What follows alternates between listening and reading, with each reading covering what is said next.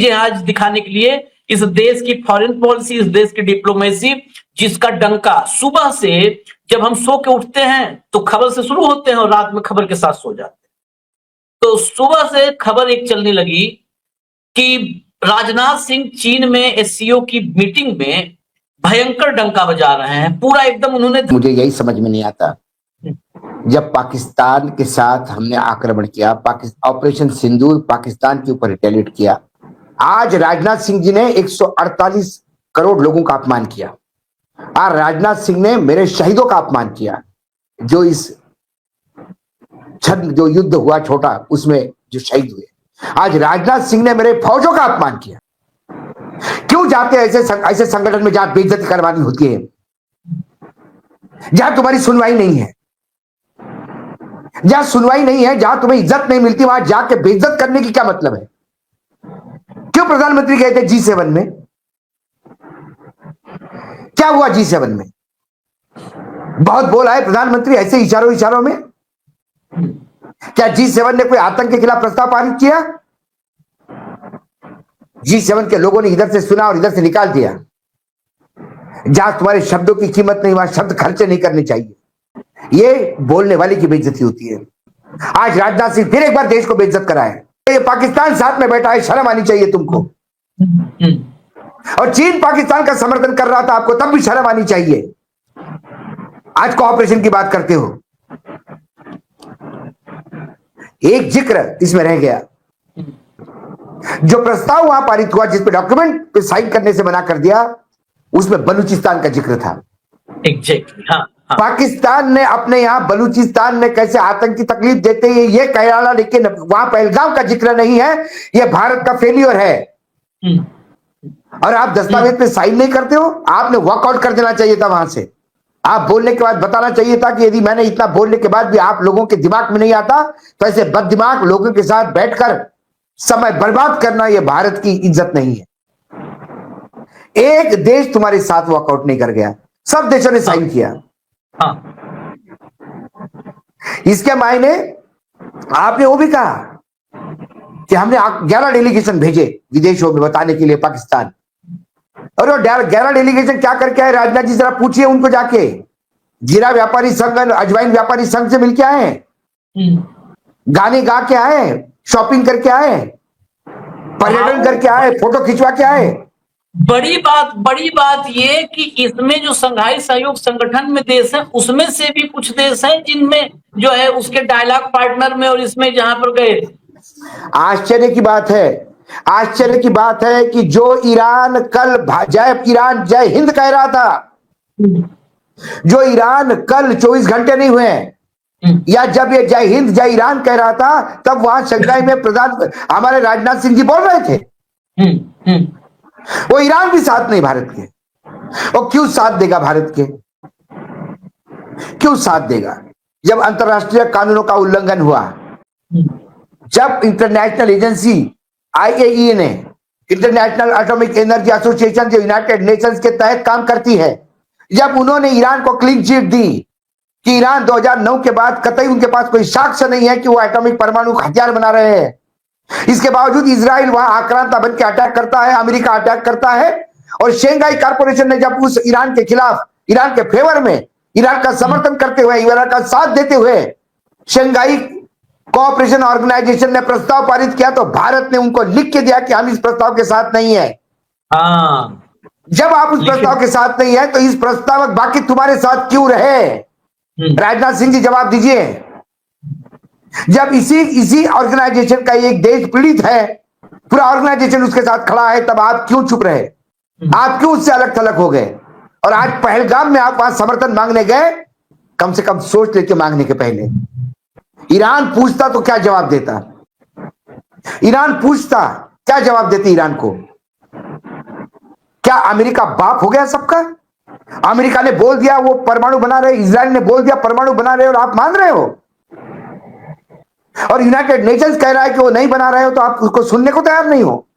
क्योंकि Shanghai corporation के खिलाफ, उस प्रस्ताव के खिलाफ आपको जाना था, या आपके बाप ने आपको फोन करके बोला था कि खबरदार शंघाई में आपने साथ दिया तो पूछ ढीली करके मिनमिनाते गए, नहीं हम उस प्रस्ताव के साथ नहीं। और आज उनको कह रहे हैं कि आप दोहरा मापदंड तो आप अपना रहे हैं। शर्म आती है।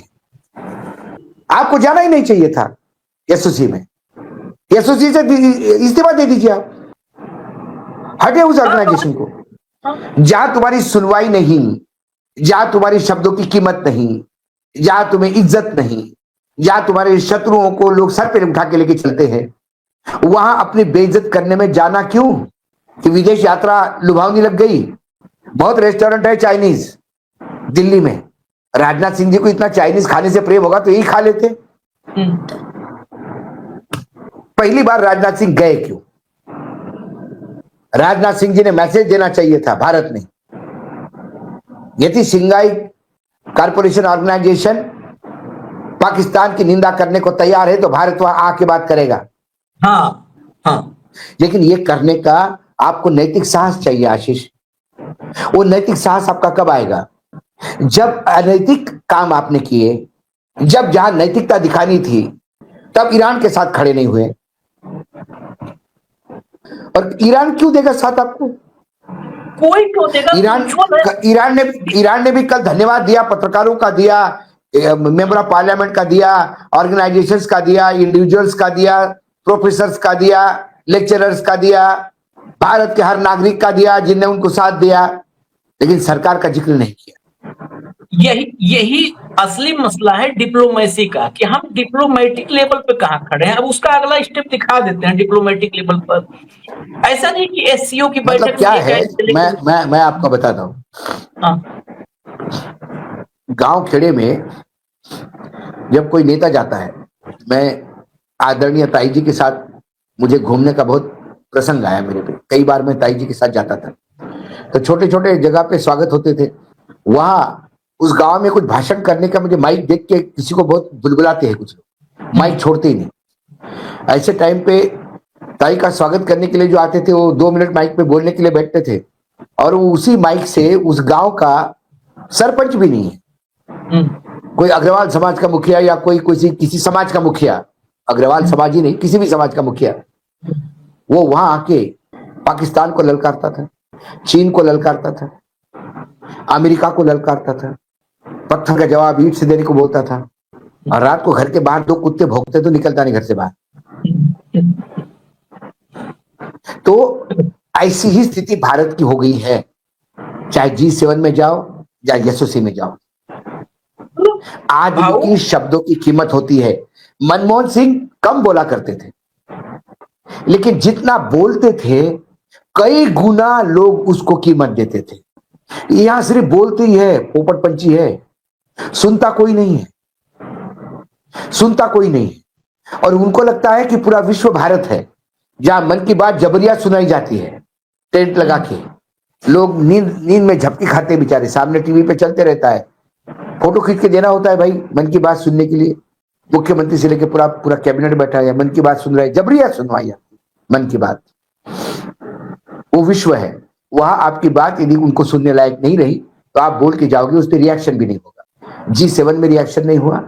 इतना करने के बाद भी, यदि रक्षा मंत्री ने इतना बोलने के बाद भी, कम से कम पहलगाम का नाम तो उसमें होता, उस प्रस्ताव में। आप एससीओ में बैठ रहे हो और पहलगाम की चर्चा नहीं हो रही है, बलूचिस्तान वो अपना शामिल करवा लिया। आपके यही डिप्लोमेटिक फेल्योर, और मैं उसको और आगे दिखा रहा हूँ। एक हमारी साख थी, हम दुनिया के किसी मंच पे जाते थे तो वैल्यू हम कहे तो हमारी 143 करोड़ 44 करोड़ 144 करोड़ की आबादी की ताकत, सरकार कमजोर ही सही, इसकी ताकत थी कि लोग सम्मान देते थे। आप G7 एससीओ, अभी तो हम अभी खोलेंगे आगे दूसरे प्रोग्राम में, जो भारत का सबसे महत्वपूर्ण संगठन है, वहां क्या होने जा रहा है वो बताएंगे तो आदमी पैरों के नीचे जमीन खिसकेगी। लेकिन अभी चीन पे ही रहते हैं। चीन में ये सीधा राजनाथ सिंह नहीं है, इसके पहले भारत के जेम्स बॉन्ड वहां पर मौजूद थे 3 दिन पहले से। जेम्स बॉन्ड जो मोदी जी पूरा, मतलब बहुत सारे लोग ऐसा कहते हैं कि मोदी जी नहीं डोभाल ही देश चला रहे हैं। मतलब इनकी मौजूदगी, इनके ये जासूस से रणनीतिकार हो गए और देश के जो है भारत भाग्य विधाता बन गए। ये भी मौजूद थे 3 दिन से।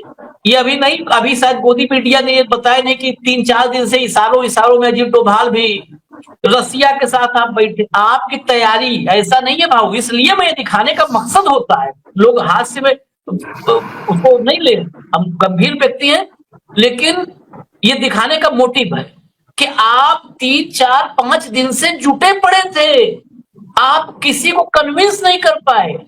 It's your diplomatic failure and disaster. ये डिप्लोमेटिक डिजास्टर, फेल्योर तो बहुत छोटा शब्द हो गया, ये डिप्लोमेटिक डिजास्टर है। आप 4 दिन से बैठ करके ये देखिए फोटो, ये रूस के प्रतिनिधि के साथ आप वहां बैठे हुए हो, आप सबसे मिल रहे हो, मुस्कुरा रहे हो, बतिया रहे हो, लेकिन आपके साथ कोई खड़ा नहीं हो रहा, कोई खड़ा नहीं हो रहा।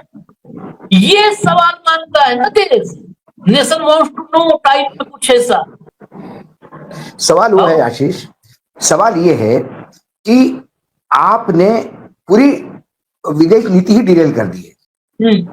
देखिए, डोवाल हो या फिर अटल जी हो या इंदिरा गांधी हो, राजीव गांधी हो, जवाहरलाल नेहरू हो, ये व्यक्ति इंपॉर्टेंट नहीं होता, देश की नीति इंपॉर्टेंट होती है। हाँ, यदि नीति डिरेल हो जाए, मतलब गाड़ी जिसके ब्रेक ही नहीं हो, तो कितना भी अच्छा चालक उसको नहीं चला पाएगा।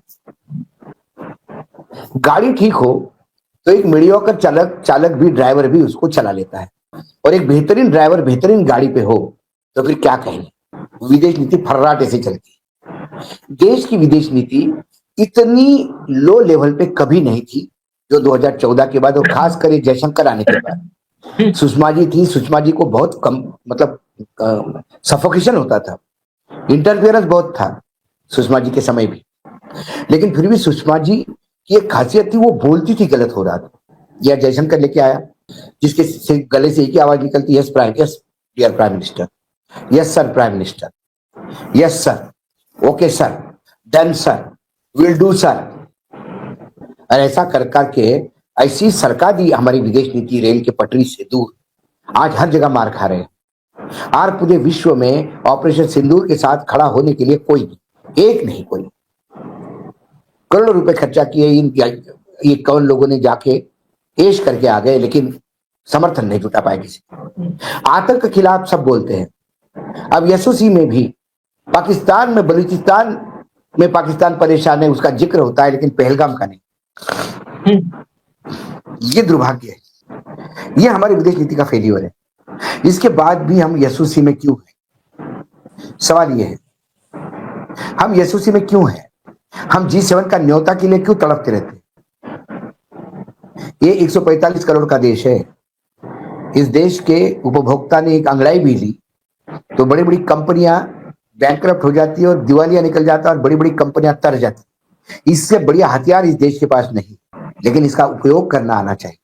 आपके लिए 101 देश नहीं, आप पूरी विदेश नीति आपने अमेरिका के पास हैंग आउट कर दी। पूरा विश्व जानता है कि आप अमेरिका के पिट्ठू बने हुए हो, अमेरिका के दरबार में दरबारी बन गए हो। तो आपको कौन, G7 क्यों आपको मदद करेगा, मुझे बताइए। G7 में वो लोग हैं जो अमेरिका को अपने बराबरी समझते हैं, और वो अमेरिका भी आपका साथ नहीं दे रहा है। वो भी माय डियर, मेरा पहला प्यार पाकिस्तान कह रहा है। उनके commander in chief central command के कह रहे हैं, जो बहुत बड़े आर्मी ऑफिसर है, नंबर 2 नंबर 3 पोजीशन पे आते हैं यूनाइटेड नेशंस, वो कहते हैं पाकिस्तान सबसे प्रिय मित्र है हमारा, जो आतंक के खिलाफ लड़ता है हमारे साथ। कहाँ रह गया हमारा, where we have a face. और फिर इस एसओसी तो क्यों आपको नहीं लताड़ेगी भाई? जब ईरान के खिलाफ एसओसी ने प्रस्ताव दिया तो आप क्यों भागे? तब आपको दिखा नहीं कि अंतरराष्ट्रीय कानूनों का उल्लंघन हो रहा है, तब आपको दिखा नहीं IAEA ने क्या कहा, तब आपको कुछ नहीं दिखा, तब आपको सिर्फ अमेरिका दिखता रहा था। मैं फिर कह रहा हूं आशीष, एक व्यक्ति, उन्होंने पूछा जय सिंह ये सामने कौन खड़ा है? उन्होंने कहा मुगल दरबार में आवाज ऊंची कोई नहीं करता था भाई, पूरा मुगल दरबार देखने लगा कौन है ये। बोला आंखें दिखाई चाइना के सामने। ये पलायनवाद है, बिना नाम लेके वापस आ जाना। क्या हड़काएंगे भाऊ। 17 कल आपको पता है रात में फिर उसने कहा 18वीं बार, फिर ट्रंप ने दूसरे देश में जाके, फिर वो नाटो की मीटिंग चल रही है, नाटो की मीटिंग में फिर कहा कि ट्रेड डील पर करवाया और ये करवाया।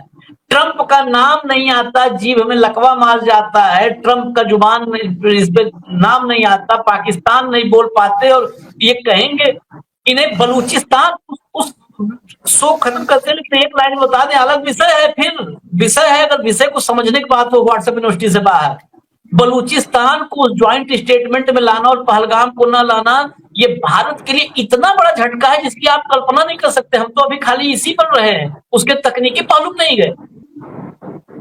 आपकी इज्जत नहीं है तो आप घर बैठो, मत जाओ, बार बार बेइज्जत मत करवाओ हमें भाई, मत करवाओ बेइज्जत। पूरी दुनिया में जो है फजीहत करवा कर रख दी है, कोई आदमी जो होता है वही कुछ भी बोल के चला जाता है। खैर अभी बहुत सारी चीजें हम लेकर आएंगे, ऐसी ऐसी आज जो सबसे महत्वपूर्ण भारत के संगठन है उससे भी जुड़ी खबरें हैं।